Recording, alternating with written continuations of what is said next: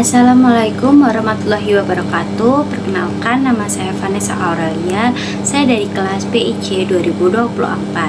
Di sini saya akan menjelaskan mengenai salah satu produk IPA. Nah, produk IPA yang akan saya jelaskan adalah hukum kekekalan massa. Nah, hukum ini termasuk dalam zaman apa sih? Hukum kekekalan massa ditemukan pada tahun 1789 yang termasuk dalam abad ke-18, sehingga hukum ini termasuk dalam zaman sains modern.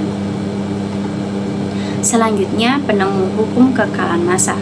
Hukum ini ditemukan oleh Anton Laurent de Lavoisier atau biasanya disebut dengan Anton Lavoisier. Beliau dikenal sebagai Bapak Kimia Modern. Lahir di Paris, Perancis pada tanggal 26 Agustus 1743 dan wafat pada tanggal 8 Mei 1794. Selanjutnya, bunyi hukum kekekalan massa yaitu dalam sistem tertutup, massa zat sebelum dan sesudah reaksi tetap sama. Selanjutnya, proses penemuan. Nah, pada zaman Lavoisier ada teori utama yaitu teori phlogiston. Teori ini menyatakan bahwa api atau pembakaran terdiri dari elemen yang bernama phlogiston. Sehingga pada saat itu para ilmuwan mengira ketika benda terbakar, mereka melepaskan phlogiston ke udara. Namun Lavoisier membantah pernyataan tersebut. Menurutnya, teori phlogiston tidak benar karena tidak ada benda yang bernama phlogiston. Proses pembakaran terjadi dari kombinasi kimiawi dengan terbakarnya barang dan oksigen. Selanjutnya, eksperimen yang dilakukan Lavoisier. Ia melakukan eksperimen dalam wadah tertutup dengan mereaksikan cairan merkuri dengan gas oksigen, sehingga menghasilkan merkuri oksida yang berwarna merah. Dan jika merkuri oksida ini dipanaskan kembali, maka senyawa tersebut akan terurai menghasilkan cairan merkuri dan gas oksigen yang jumlahnya sama seperti awal. Lalu, bagaimana hasil eksperimen tersebut? Dari hasil eksperimennya, Lavoisier dapat membuktikan bahwa dalam sistem tertutup, dalam reaksi kimia, massa total zat sebelum dan sesudah reaksi selalu sama, serta materi tidak dapat diciptakan atau dimusnahkan, melainkan hanya berubah bentuk. Sehingga hasil dari eksperimennya tersebut dapat menggantikan teori phlogiston. Selanjutnya, contoh penerapan hukum kekekalan massa dalam pembelajaran. Jadi, siswa dapat melakukan eksperimen dengan menimbang zat sebelum keduanya direaksikan. Dan jangan lupa untuk menutup tabung Y tersebut. Lalu mereaksikan kedua zat tersebut dan menimbang massa zatnya setelah keduanya direaksikan. Dari percobaan tersebut akan didapatkan hasil bahwa massa zat sebelum dan sesudah reaksi tetap sama.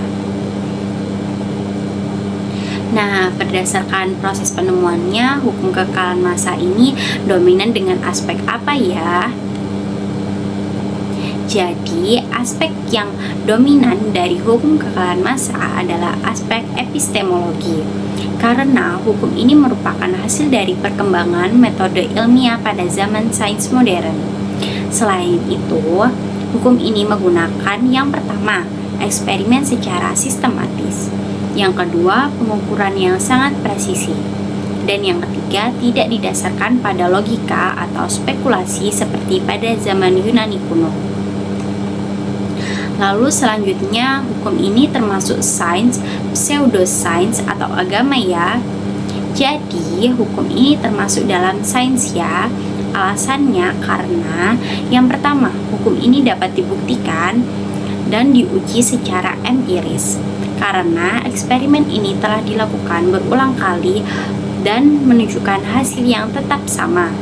Yang kedua, menggunakan metode ilmiah dengan observasi, eksperimen, pengukuran, dan analisis data. Yang ketiga, berlaku universal dan dapat diprediksi. Hukum ini dapat berlaku di semua sistem seperti fisika dan kimia. Selanjutnya, metode apa ya yang digunakan pada hukum ini? Seperti yang sudah saya jelaskan tadi, hukum ini menggunakan metode ilmiah dengan melibatkan yang pertama observasi, dengan mengamati perubahan massa pada reaksi kimia. Selanjutnya, hipotesis, memberikan dugaan bahwa massa totalnya tetap konstan. Selanjutnya, eksperimen, menggunakan timbangan yang akurat dan presisi untuk menimbang massanya.